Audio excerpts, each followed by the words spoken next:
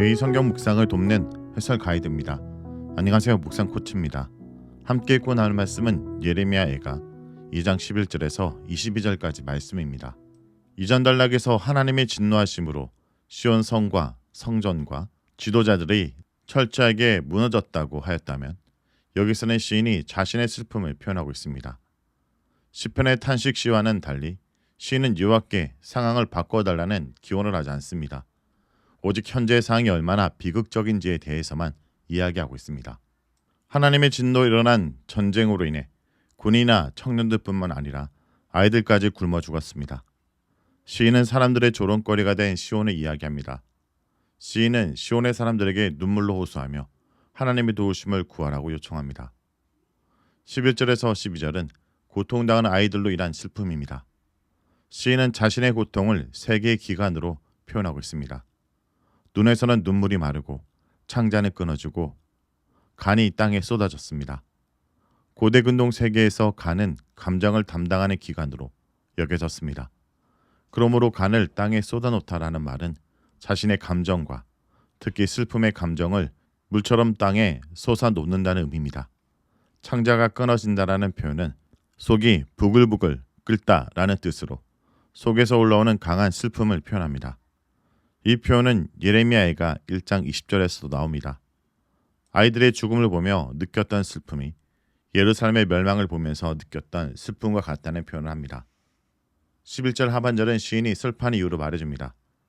그것은 딸 백성이 패망하고 그로 인해 어린아이들이 성읍 길거리에서 기절하였기 때문입니다.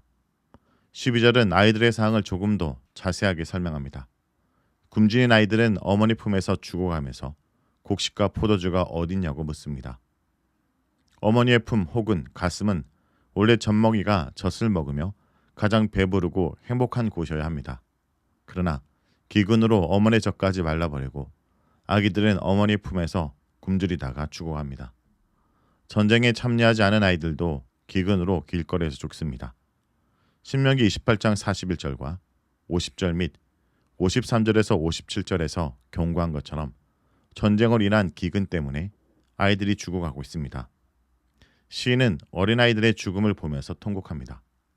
13절에서 17절은 조롱당하는 시온을 말합니다. 아이들의 죽음을 바라보면서 시인은 이런 큰 비극과 슬픔 앞에서 이 상황을 어떻게 해야 할지 그리고 어떻게 위로해야 할지를 알지 못합니다. 13절의 시적 형식을 살려 배우라면 다음과 같습니다. 무엇으로 내게 증거할까? 무엇으로 너에게 비유할까? 딸 예루살렘이여. 무엇으로 너에게 비교하며 내가 너를 위로할 수 있을까? 딸 시온이여.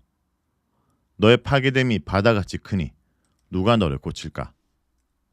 네 개의 의문문을 통해 시인은 현재 예루살렘에서 벌어진 비극에 대해 어떻게 증언해야 할지, 어떤 비유를 들어 설명해야 할지, 또 어떤 말을 해야 위로가 될지 전혀 알지 못합니다.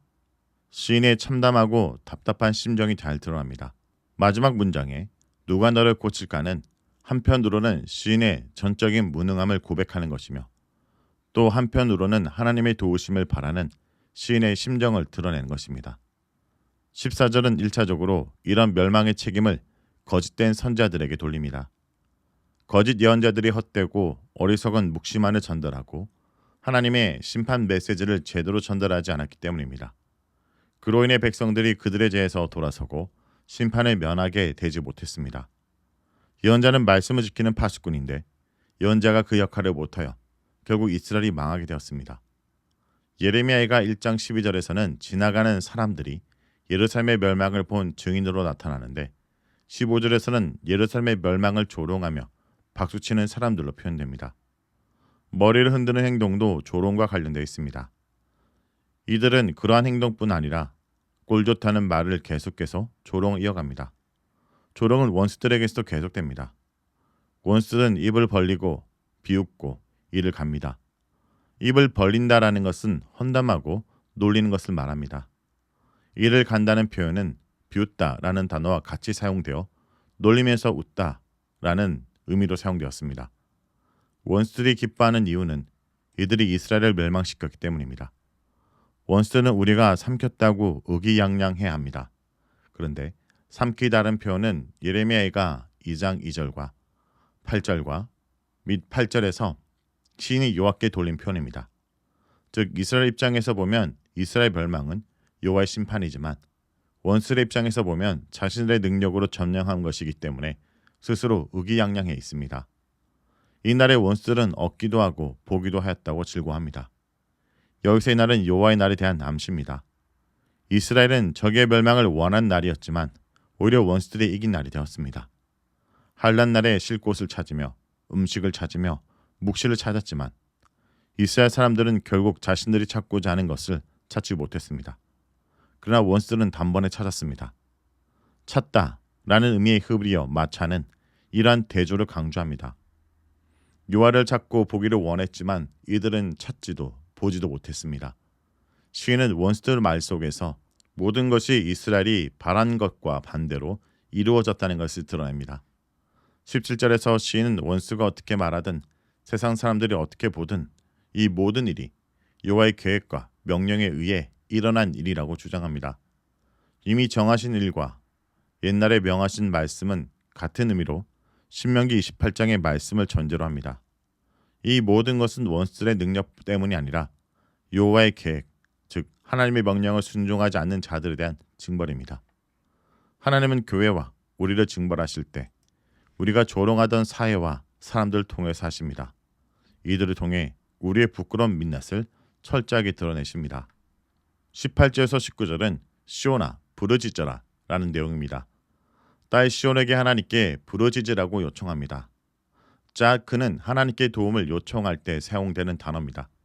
시인은 이 재앙의 근원이 여호와임을 알고 그 근원 대신 여호와께 부르짖으라고 요청합니다. 그것도 밤낮으로 울면서 부르짖으라고 요청합니다. 여기서 울음은 회개를 상징합니다. 계속적으로 흘리는 눈물을 반복해서 언급한 것은 계속된 회개를 강조하기 위함입니다. 시인은 이스라엘에게 멈추지 말고 회개 기도를 하며 주의 자비하심을 구하라 말합니다. 시인의 간곡한 요청은 굶어 죽어가는 어린 자녀들 때문입니다. 그들은 그들의 죄 때문에 죽어가더라도 재앙 이후에 이스라엘을 재건할 희망인 어린 아기들을 살려야 합니다. 주를 향하여 손을 든다라는 것은 하나님의 도우심을 구하는 기도를 한다라는 의미입니다. 결국 인간이 해결할 수 없는 일은 빈손을 들고 하나님께 나아가 기도하는 것뿐입니다.